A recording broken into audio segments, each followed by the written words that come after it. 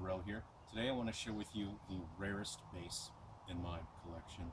It's hands down one of the rarest bass types out there, and I'm very fortunate to even have this in my collection, much less have had the chance to play it. So right off the bat, I want to address the main issue right now, and that is the rattling in this instrument. So to the topic of this video, I want to discuss how this thing has been ruined. So I picked this up secondhand. Whoever owned it before me, there's obviously a number of people that had owned this before me. Some cowboy luthier out there ruined this thing. And so when I say ruined, I don't mean that they picked it up and smashed it on stage. I mean that they did work on it that made the instrument worse and made it difficult for people afterwards to address those issues. So primarily, what went wrong with this bass that some cowboy luthier out there ruined was they put super glue all over this thing. You can still see traces of super glue all over here. When I had opened this up and I needed to adjust the tension on the spider, I needed to adjust the cone. There's rattling on the inside because there's debris floating around in there. Whatever happened, they had super glued the cone onto the body as well because they thought that would address the rattling. They super glued the spider onto the cone, so there's residue there. They thought that would fix the rattling. But they've done something to where I can't adjust the tension, and I need to take the cone off in order to be able to adjust that to fix the rattling. So unfortunately, when I first obtained this instrument and I was fixing it up and doing some reconditioning and repairs, I didn't have the time to remove that super glue. That's going to take a significant amount of just trying to drip alcohol, rubbing alcohol into there, and hopefully I can get it into the right spaces without damaging any other part of the instrument. I don't want to damage the finish, but that rattling makes it nearly unplayable. Now there is bowing along the neck, which is, there's as much tension as the truss rod can take. So whatever happened at some point, this instrument had not been taken care of well. It was maintained wrong, and it sustained damage from whatever number of people had been using it before.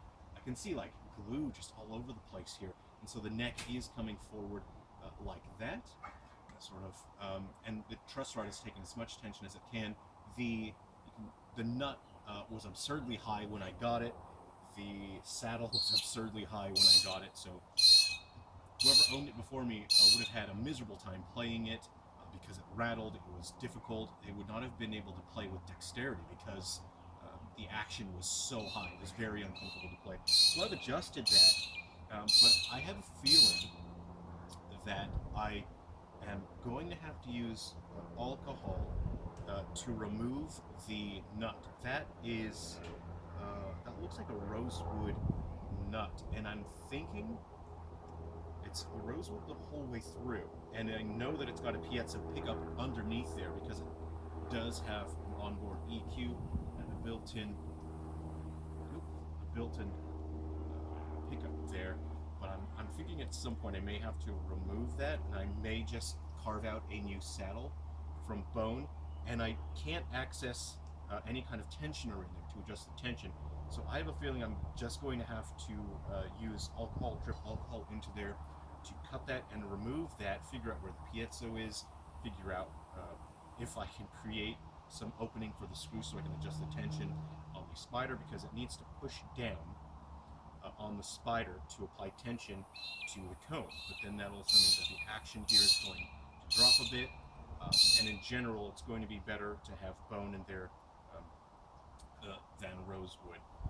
So I'm a little bit frustrated that someone had done so much damage to this instrument from a luthier standpoint.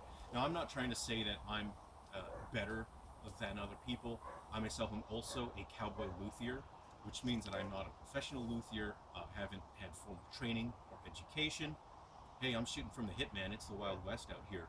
But I take extreme care in making sure that the work that I do on the instruments that I work on is well informed. I consult other luthiers, I go on forums and ask other people.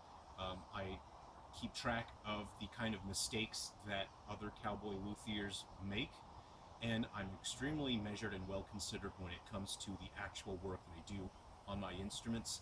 So that's just how it works here out in the Wild West as cowboy luthiers. shooting from the hip, and sometimes they're going to do more harm than good. I try to prioritize doing more good than harm. So I haven't had the time, but maybe later this week I'll have some time and I'll fix this up, because I have intentions to use this in a soundtrack that I'm working on. I'm a professional composer as part of my work, and I have a soundtrack that I want to use primarily resonator instruments on. I'll be using some resonator slide guitar, some resonator guitar, and this guy as the bass. So I will have to get this fixed up at some point for that soundtrack. But it is a beautiful, fantastic instrument. You tend to find chrome that's just dirty and tarnished if you're getting them secondhand. I generally use rubbing alcohol, but I will take those components away from the body itself because I don't want to damage the finish. So I'll take the body off and I'll use rubbing alcohol to clean that. If I were to clean this, I would get masking tape and I would sort of like put it on a pair of jeans, you know, and then wear the masking tape a bit, and I would cover that area with masking tape before I do any cleaning with the rubbing alcohol there, as you don't want that to touch the finish of the instrument. That will damage the finish. The tuners, again, are chrome. I would like to clean those up a bit.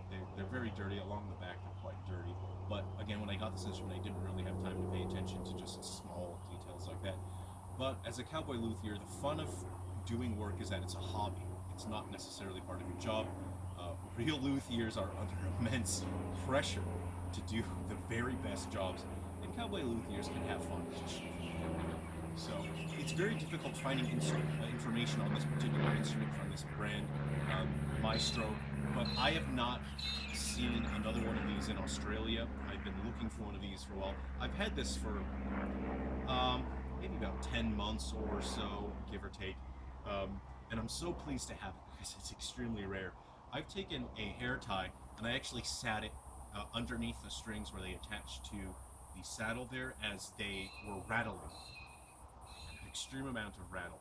There is a bit of felt underneath the saddle itself that was already part of the instrument, so that it doesn't touch that top there. And it's only seen minor damage. It has a strap button there. In general, I prefer to have the strap button there. I'm sure many people, maybe prefer it there for some reason, but I tend to find the balance in the way that the instrument pulls itself into your body tends to work best from there. What's great about this instrument is you can actually hug it, and you're not going to dampen the timbre and negatively affect the voice of the instrument. And that's because the resonating surface is really entirely on that cone on the inside, whereas on a guitar and other similar acoustic instruments, you have to be very careful about your angle of approach. You don't want to touch the body or the back, or you're going to dampen your instrument. So I hope you had fun. I mean, you're not really having fun, right? Because you're not doing anything. So I hope you found that interesting. I hope this was interesting to you. So thanks very much for coming to hang out today and check this out. I will fix this up, and so I wanted to share this video so you can hear how bad the rattling is, and I'll get it fixed up, and when I do, I'll make another video and I'll share it all with you, and I'll explain the process of what I went through to fix it. As it stands, it's so frustrating to see a really a beautiful instrument in such bad shape, and it's in a position right now where I need to spend quite a bit of time carefully removing the super glue. I don't have that time with work right now. So anyway, thanks for stopping by today. I hope you've enjoyed having a look at this guy. Hey, come home again soon, and if this video reaches 1,000 likes, then I'll plug it into an amp, and I'll show you a demonstration of how it sounds like through an amp. And, I'll use a couple different effects panels. So yeah, I guess let's get to it. 1,000 likes, I suppose, or something, or 1,000 views. Is that it? Look, guys, I'm not a YouTuber. I don't know. Let's get this thing to 1,000 views, I guess. Sorry, I'm not a YouTuber. Okay, take care, everyone, and come home again soon. We'll see you.